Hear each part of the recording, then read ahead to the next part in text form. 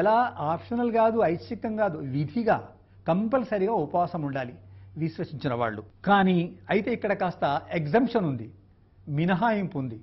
ఎందుకంటే ఇది అవతరించింది అనంత కరుణామయుడైన దైవం అవతరింపజేశాడు కాబట్టి మానవులను సృష్టించిన దైవానికి మానవ బలహీనతలేమిటో మానవులకి ఇదేమిటో అన్నీ తెలుసు.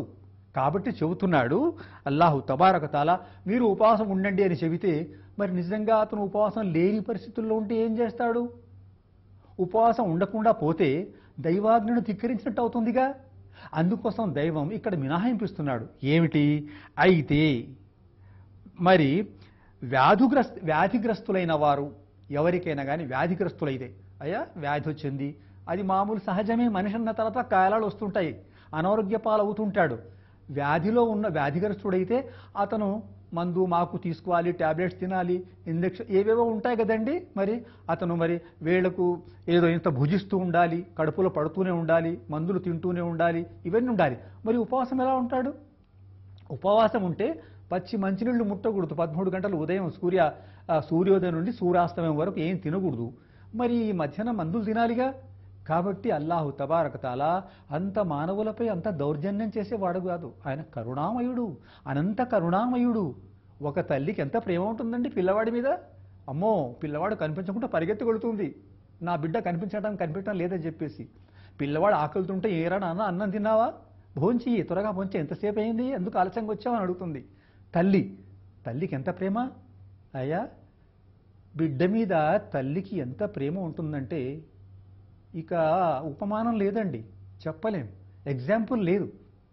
అలాంటి సహనాల కొండ అది, అలాంటి తల్లి, ఆమె ప్రేమ అభిమానం మరి మమకారాల గల ఒక పర్వత శిఖరం అలాంటి తల్లి.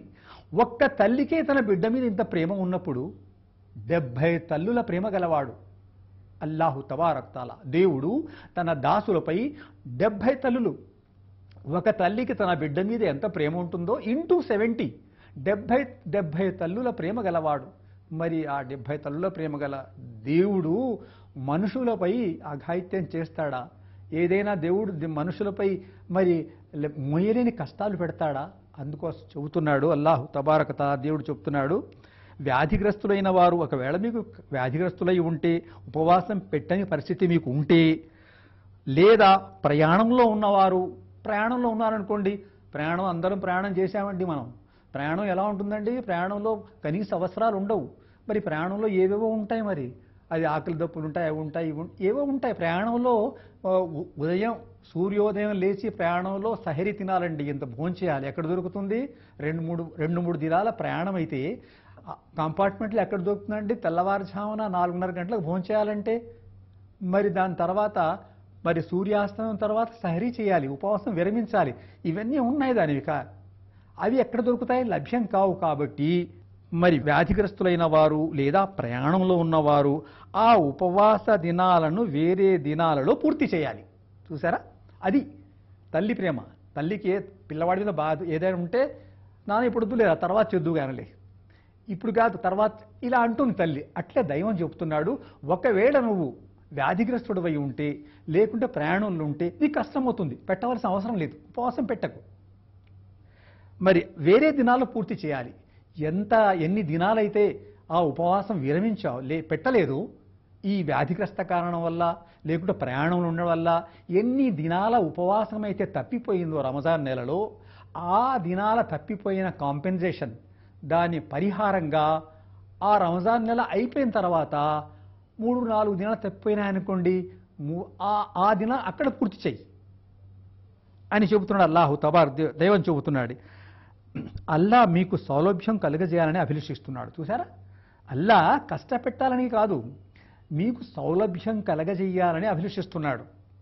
మీకు సులభంగా ఉండాలి, మీకు కష్టంగా ఉండకూడదు ఈ ఉపవాసం. అనంత కరుణామయుడు కదండి.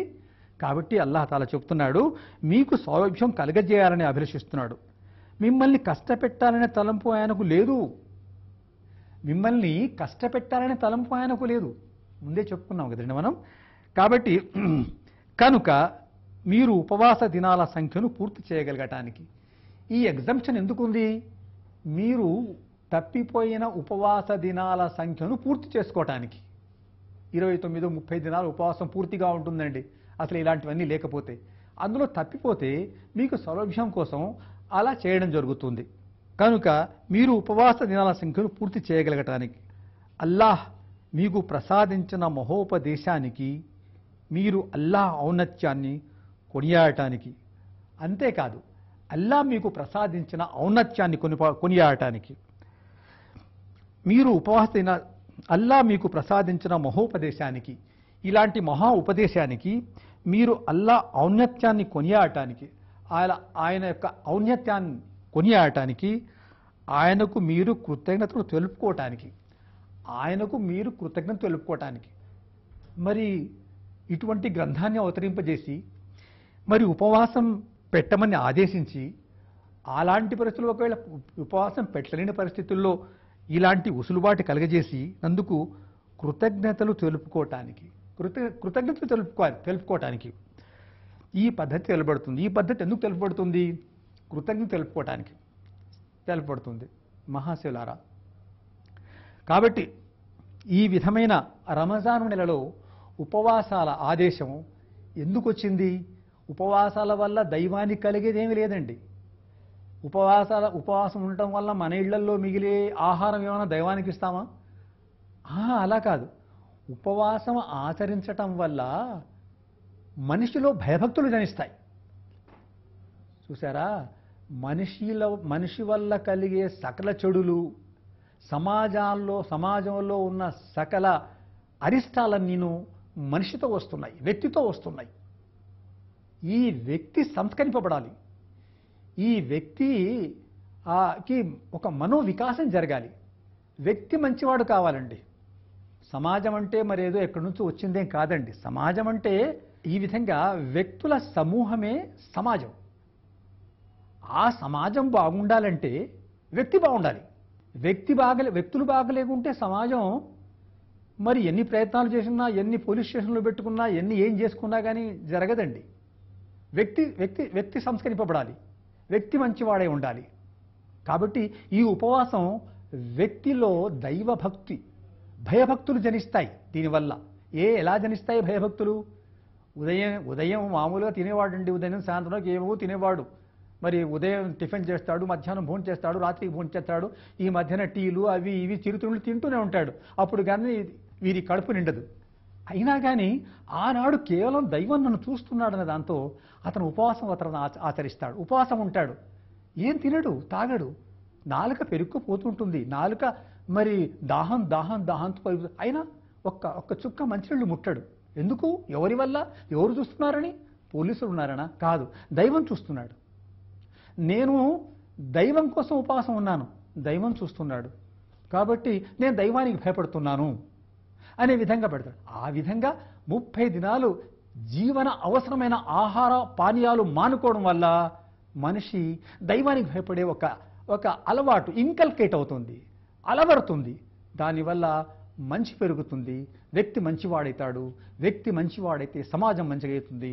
సమాజం మంచిగా ఉండటమే మనకు కావాలి. సమాజం ఎప్పుడైతే సంస్కరింపబడుతుందో అదే ఒక మానవాళికి శుభదినం. అది జరగాలి. అది జరగటానికే దైవం ఇలాంటి ఉపదేశాలు అవతరింపజేశాడు అంతిమ దైవ గ్రంథమైన ఖురాన్లో. వాఖిరు దావానా అనిల్ హమ్దులిల్లాహి రబ్బిల్ ఆలమీన్.